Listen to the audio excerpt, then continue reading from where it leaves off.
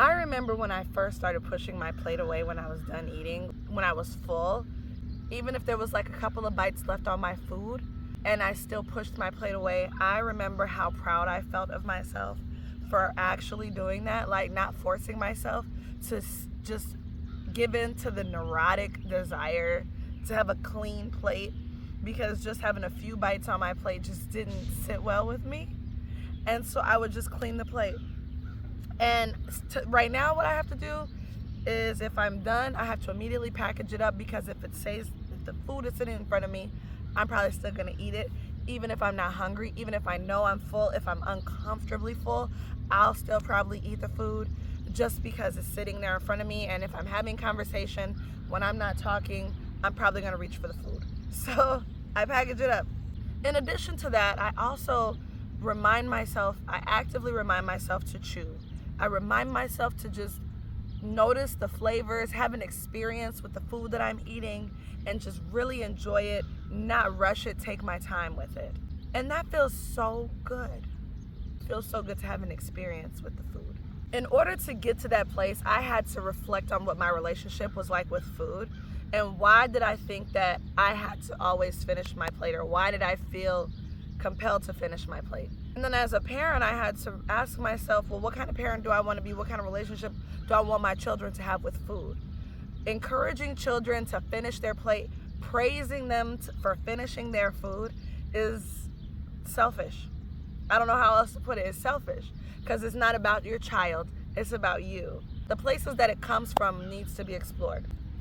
It's selfish because it's ignoring the needs of your child or the other person and prioritizing your needs, your desire, whatever your motivation is or interest that you benefit from, for them to finish their food. But for them, it's creating a distrustful relationship with themselves. This is how people end up becoming overeaters. This is how people begin to disconnect their mind to their body. This is how children become empaths and people pleasers, and how they begin this abusive, toxic relationship with themselves, because they're ignoring and bypassing their own needs so that so they can get the positive reinforcement of, good job, you finished your plate. Instead of, did you chew your food? Did you enjoy the experience of eating the food if you don't finish it, right? And then I know that there's people who is like, yeah, but waste, if you encourage them not to finish their food, then it's waste, right? Then I would ask you, where are the situations, what are the context of the situations where there's food being wasted?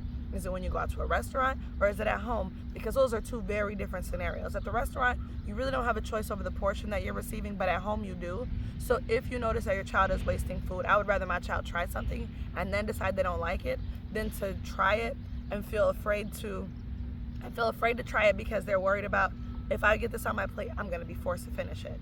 Think about the lack of autonomy that many of us experienced growing up as children. Finish your plate, eat all of your vegetables, even if you didn't want to eat them. Creates a relationship where you begin to push away and resent the things that you were forced to eat as a child. I know somebody who refuses to eat liver because they had to eat it all the time growing up. It's selfish. And I don't say that to be judgmental. I just say that for people to reflect on, why am I trying to force my desire onto somebody else, a child or another adult?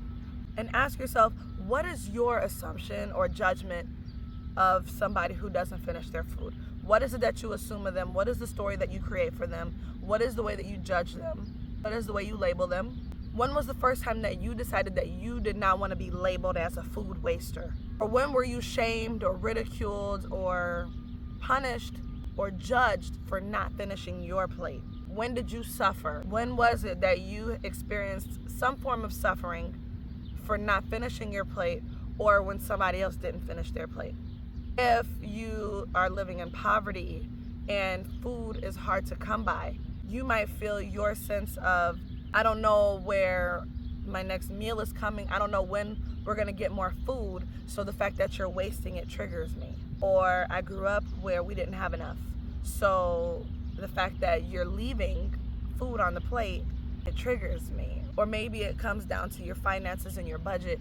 Maybe you had to or used to have to make really hard decisions about money, choosing food before something else, maybe choosing food over lights, food over gas, food over transportation, food over clothes.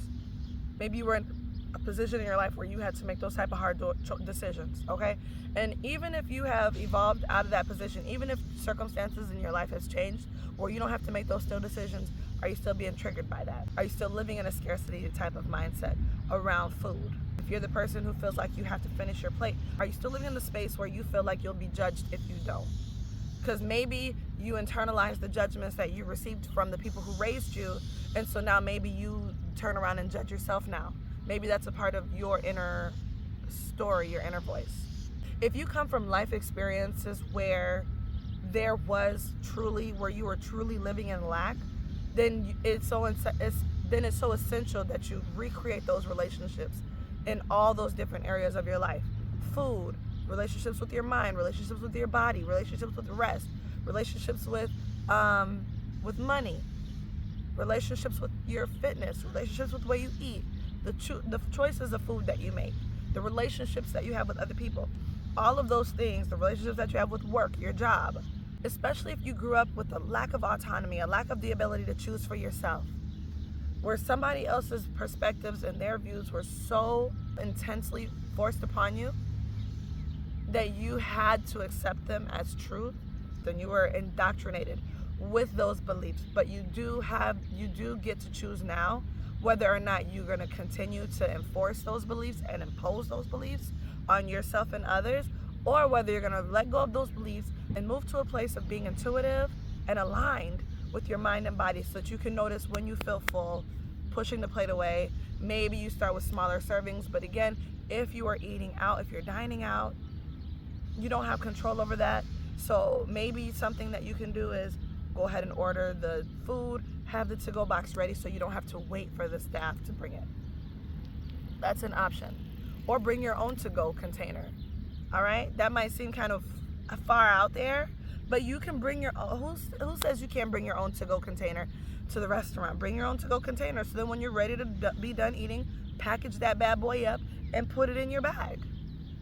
In order to get to places you've never been, you got to do things you've never done, okay? You got to try new things and different things and approaches so that you can break free from those cycles, all right? The way that you can exit that loop is just one decision, one right question, one thought away. That's just how close it is for you, all right? Think about what your relationship with food really looks like, and who are you finishing your plate for? You don't have to finish your plate.